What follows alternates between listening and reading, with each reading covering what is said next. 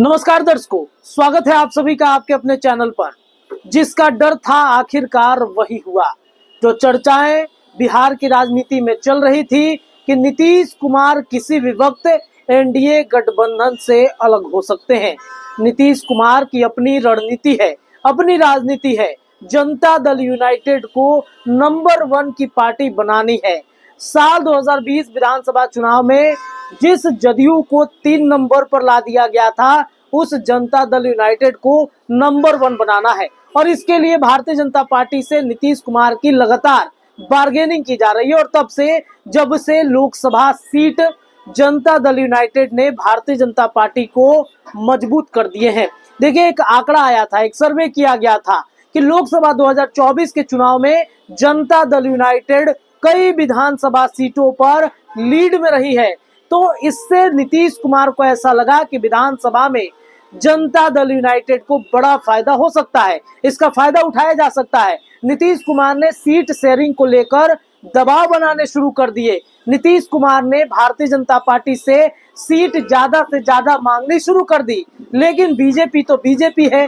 BJP ने सोचा कि बिहार में अपना मुख्यमंत्री, अपना जनाधार तैयार किया जाए, क्यों ना नीतीश कुमार को कम सीटों पर सल्टा दिया जाए।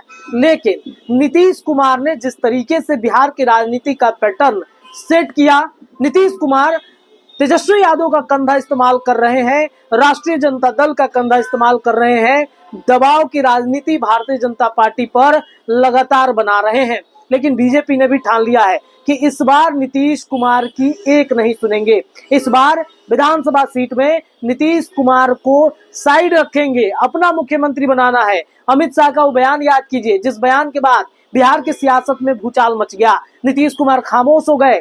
तेजस्वी यादव लगातार नीतीश कुमार को लेकर के कई तरह के इशारे कर रहे थे, लेकिन अंततः बात नहीं बनी। ऑपरेशन लोटस जदयू पर किया जाने लगा और अंततः नीतीश कुमार ने फैसला किया कि अब एनडीए से अलग होकर चुनाव लड़ना चाहिए। पहले जीतन राम मांझी ने ऐलान किया और अब देखिए नीतीश कुमार ने ऐलान कर दिया है। हम बिहार की बात नहीं कर रहे हैं, हम बात कर रहे हैं देश की राजधानी दिल्ली की। दिल्ली में विधानसभा का चुनाव होना है और इसके लिए तैयारी एनडीए गठबंधन की तरफ से की जा रही थी। एनडीए की तरफ से ये तैयारी किया जा रहा था कि नीतीश कुमार और चिराग पासवान को अगर एनडीए का प्रचारक बनाया जाएगा, स्टार प्रचारक बनाया जाता है, तो दिल्ली में जो एक आबादी पूर्वांचलियों की है, सबसे ज्यादा आबादी में, तो सबसे ज्यादा आबादी क्या 20% से ज्यादा की आबादी पूर्वांचलियों का है दिल्ली में। और चाहते हैं कि भारतीय जनता पार्टी नीतीश कुमार, चिराग पासवान को एक साथ रख करके ये प्रचार प्रसार करवाया जाए और बीजेपी को इससे एक बड़ा फायदा हो सकता था। बिहार के लोग दिल्ली में इस वक्त हैं और वो देश की राजनीति में सबसे ज्यादा इंटरफेयर करते हैं। पिछली बार भी जनता दल यूनाइटेड ने सीट पर अपने कैंडिडेट उतारे थे, चिराग पासवान ने भी उतारे थे। और इस बार ये उम्मीद जताया जा रहा था कि सभी एनडीए के घटक दल एक साथ मिलकर चुनाव लड़ेंगे। बीजेपी ने ऐलान कर रखा था कि हम इस बार किसी भी घटक दल को सीट नहीं देंगे, लेकिन जीतन राम मांझी ने पहला ऐलान किया कि दिल्ली में वो अकेले चुनाव लड़ेंगे। उसके बाद फिर क्या था, नीतीश कुमार की पार्टी जनता दल यूनाइटेड ने भी अब ऐलान कर दिया है कि अब हम जनता दल यूनाइटेड को दिल्ली विधानसभा चुनाव में उतारेंगे। अपने पार्टी का बड़ा जनाधार नीतीश कुमार खोज रहे हैं।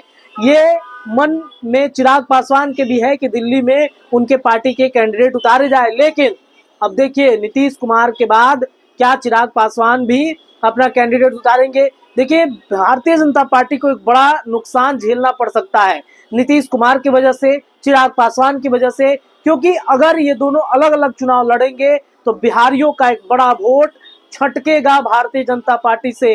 अब सोचना बीजेपी को है, दिल्ली के केंद्रीय नेतृत्व की टीम को सोचना है कि क्या करना है। नीतीश कुमार की नजर 6 विधानसभा सीट पर है दिल्ली में। क्या इन 6 विधानसभा सीटों पर भारतीय जनता पार्टी कुछ समझौता करेगी या फिर मामला अटक जाएगा, फंस जाएगा? बीजेपी को एक बड़ा नुकसान इस वक्त दिल्ली में होता हुआ दिख रहा है। वैसे भी बीजेपी की सांसें अटकी हुई है दिल्ली में, अरविंद केजरीवाल की वजह से, कांग्रेस की वजह से कई पार्टियां वहां पर आ रही हैं चुनाव लड़ने के लिए। देखना बड़ा दिलचस्प होगा कि बीजेपी इस डैमेज को कंट्रोल कैसे करती है। लेकिन नीतीश कुमार के इस ऐलान के बाद बीजेपी को बड़ा नुकसान होता हुआ दिखेगा। सिर्फ नीतीश ही नहीं, चिराग पासवान भी चाहेंगे कि दिल्ली में अपनी पार्टी को हम चुनाव मैदान में उतारे। देखते हैं क्या कुछ भारतीय जनता पार्टी इस पर निर्णय लेती है। फिलहाल के लिए इतना ही। जुड़े रहिए अपने चैनल के साथ, तमाम अपडेट लगातार मिलेंगे। बहुत बहुत